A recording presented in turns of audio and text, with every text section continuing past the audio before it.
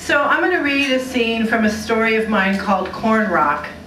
And it's from a new book I'm working on, a collection of stories all set on the Hopi Indian Reservation in northern Arizona. Here we meet Ray Ann Woods and Jack Spinning. Ray has moved to the reservation recently, and Spinning is her boss. It's almost Thanksgiving, and Spinning has organized a turkey shoot, which you'll hear more about, to which Ray has been invited. And here's where we pick up. You know, I think I'm actually going to sit down. Just make sure the mic is about 3 inches from your mouth. Can everyone hear me? Ah, this is great. Okay. Ray had been there a while when she realized there were no turkeys. She was still looking for wings and wattles when Carlton, another intern, told her turkey shoot was just an expression. Spinning's got 2 stewing hens in the back of his car, along with a duck he killed and froze just for the occasion. Everyone shoots at regulation paper targets. Over there.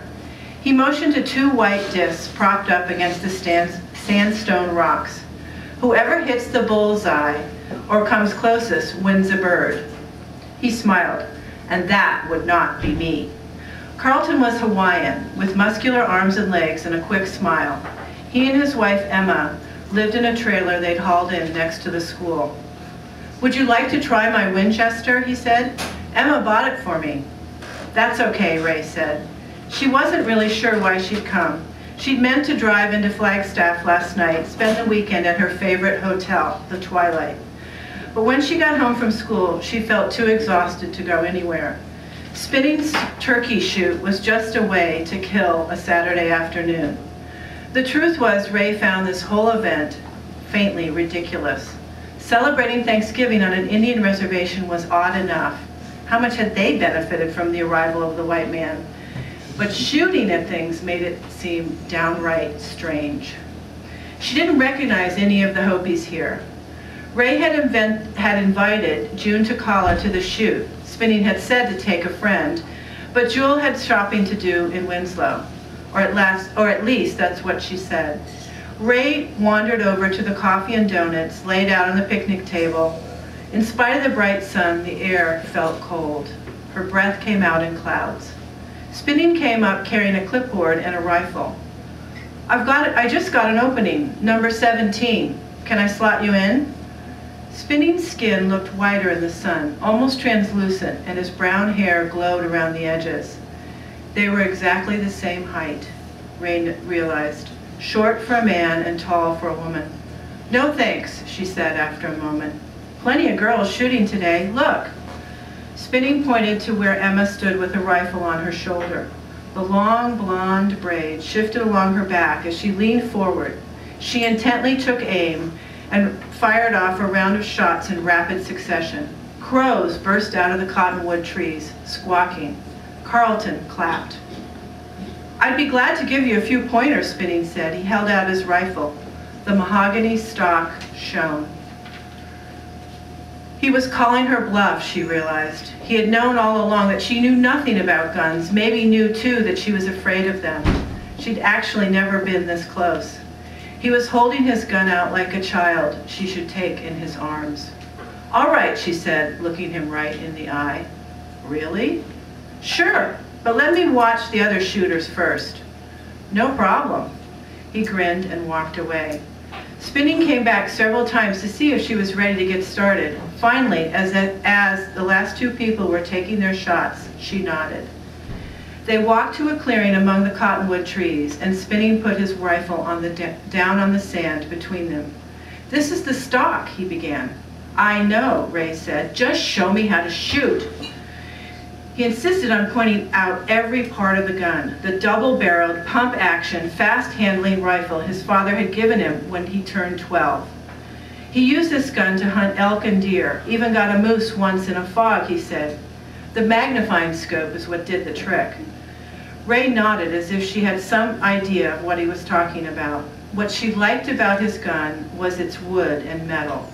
The mahogany had turned a rich red in the shadow of the trees, and on the nickel plate, Ray noticed faintly etched flowers.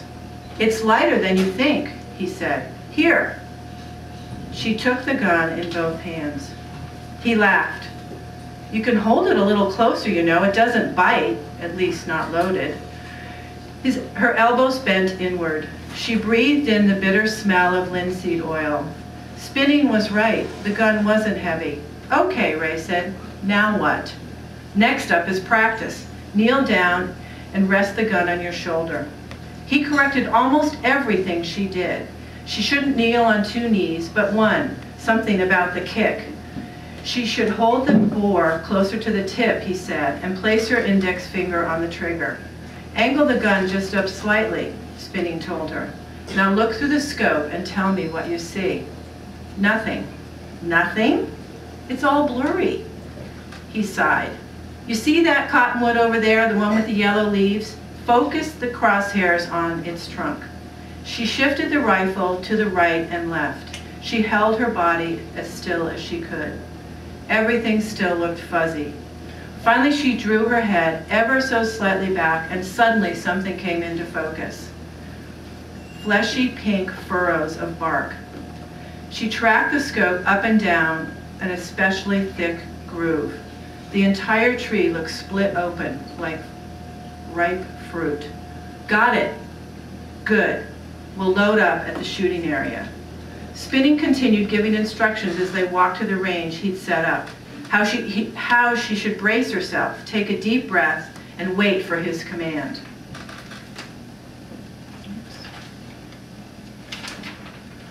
"I know," she said. "I'll tell you when to fire." "I know." She had never actually seen a gun go off. Carlton was getting ready to shoot when they arrived. He put his rifle down and waved them over. "Good, I could use some help."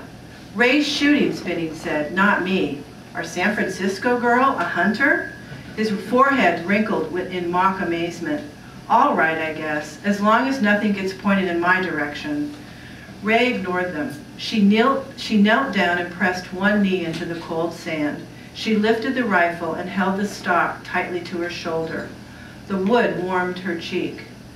She repeated Spinning's directions to herself. Eyes forward, focus through the sight. Slowly, the dark heart of the target appeared. She couldn't help smiling. Her eyes shifted to look at Carlton. "It's not like we're doing anything dangerous," he whispered. "The hell we're not," Ray whispered back. "Are you guys ready?" Spinning said. "Ready," she said, trying to sound serious. Carlton pressed his body forward. "Aim," Spinning said.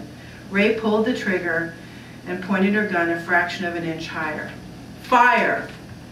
Carlton's rifle opened up with a blast louder than anything she'd ever heard in her life. Ray hunched her shoulders, waiting for her gun to go off. Nothing happened.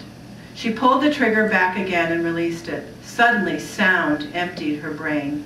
She felt her body rise above the desert floor and hold itself mid-air.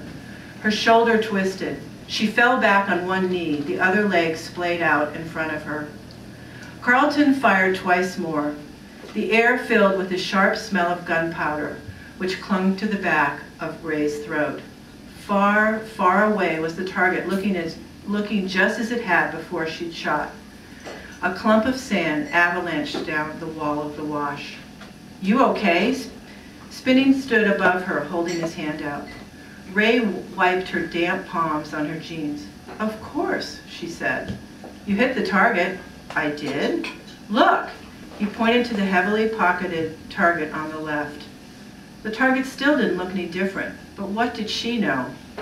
"What about me?" Carlton asked. "You did too, Chief." "All right!" Carlton held his rifle up triumphantly. Spinning smiled down at Ray. "You want to try again?" Her ears were ringing, her upper body ached, but under the pain she felt a small bead of satisfaction. "Sure," Ray said. "Why not?" Thank you.